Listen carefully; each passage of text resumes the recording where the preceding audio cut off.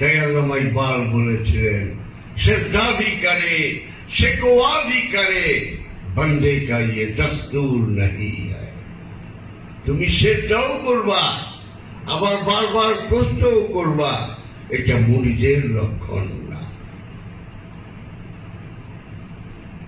সুতরাং যুক্তি তর্ক কথা যেখানে কব, ভালোবাসা সেখানেই শুরু।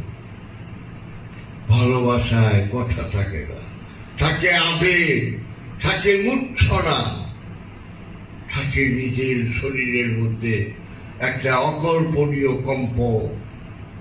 প্রেমের মধ্যে কথা না, তাই প্রেম করা যায় না, প্রেম হয়ে যায়।